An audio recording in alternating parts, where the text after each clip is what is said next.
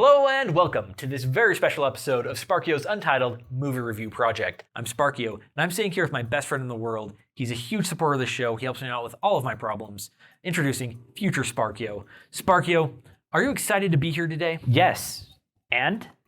I'm excited too because of our experience with the Hollywood Insider only premiere, preview, pre-screening of Disney's Avatar 2, The Way of the Water. I brought him in for an exclusive interview.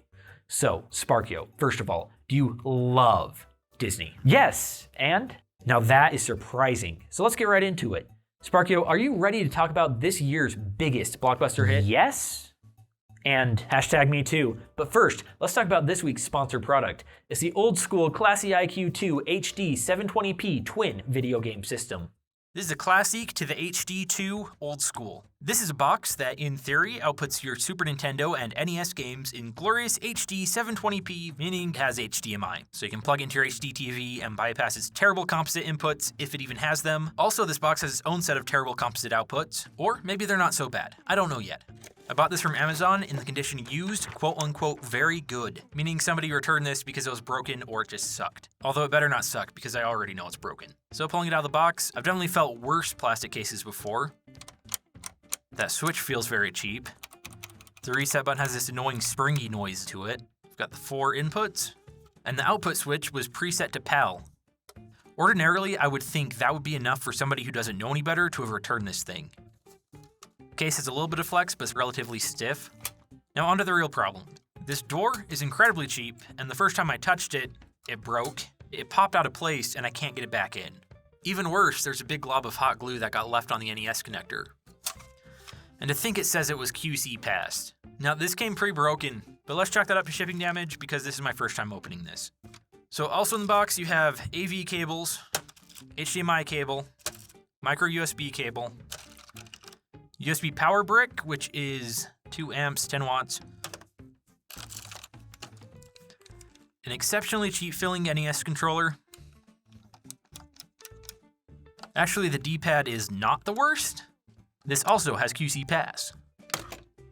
And an unopened Super Nintendo controller.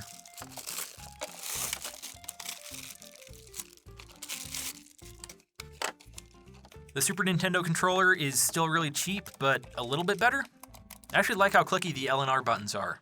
The start and select on the Super Nintendo controller are made out of rubber, but they're plastic on the NES controller. I'm actually kind of surprised they didn't just reuse the same part. Get to know your new best friend. Man, that's depressing. The manual is really bare bones. Make sure to observe the following. All right, let's crack this open. I count 1, 2, 3, 4 Phillips screws. Okay, we've got this ribbon cable that we're gonna have to get out of the way. Let's try to fix this door before we mess around with the circuit board. 4 more screws.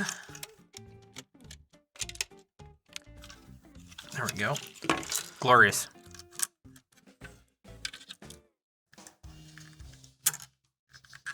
So the spring from the NES door was jammed into this spring from the Super Nintendo, and I think that was the problem?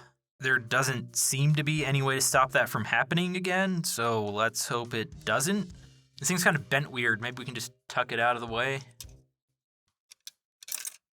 Ah, great.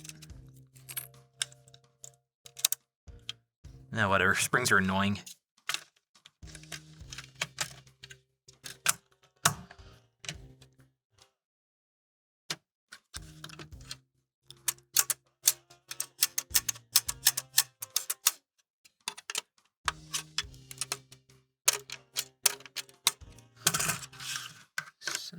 Gun is super janky.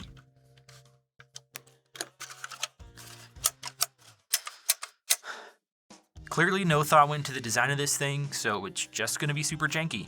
It is what it is, and what it is sucks. Time for the main board. So we have the 4 controller ports on this cheap circuit board with a ribbon cable and glue. We have the power LED and lots of little bits of hot glue just kind of hanging out there.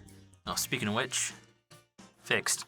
Okay, so I've pulled the board out and given it a look over, and I gotta say that the assembly of this thing makes me unhappy. Before we talk about that, let's get oriented. The main chips of note are labeled TCT975, TCT976, and TCT978. These two are from ST Micro, these two are from Cypress Semiconductor. This all would be for your Super Nintendo.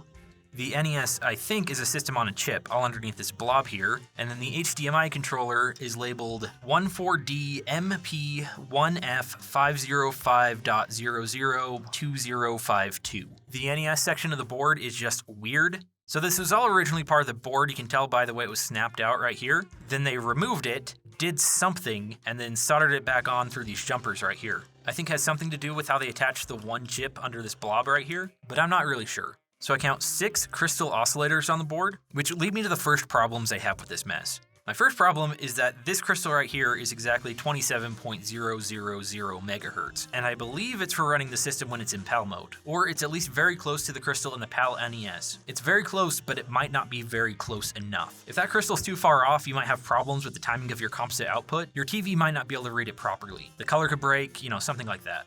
Now let's take a closer look at this little crystal oscillator right here. See, it's just kind of hanging out there. It's literally just sitting above some surface mount components. This guy's like me in Colorado. He's all bent out of shape because he doesn't fit in. That's one of many issues I have with the assembly. I hate how basically every single one of these electrolytic capacitors have been installed. Like, look at this guy. They just sort of gave up on him. Now you see these blobs of solder down at its base? If you look at the other side, the legs are supposed to be sticking out right here so they'd be trimmed off, and they just didn't do it. You have soldering issues all over the place.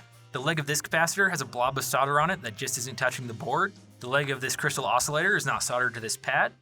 This capacitor got soldered, but it looks like the pad's lifted off the board. That's going to be a problem to fix. The same goes for this capacitor here. It's loose because these pads are lifting off the board. More missing solder right here, but there might be enough to have a connection. Look, if I could do a better job at soldering, then your technician's messed up. So this is the point where I would want to plug this into the TV and show you if it's any good at playing games. But at this point, I don't think this board is going to work, and I haven't even tried turning this on yet. So I'm going to have to plug in my soldering iron and spend some time troubleshooting and fixing this thing, and that's just not going to happen tonight. So until next time, I'll see you later. Do you think that ad was too long? Yes. And? Well, so let's talk about the movie. No spoilers, but was it amazing? I didn't see it. Me neither. Bye. I've gotta find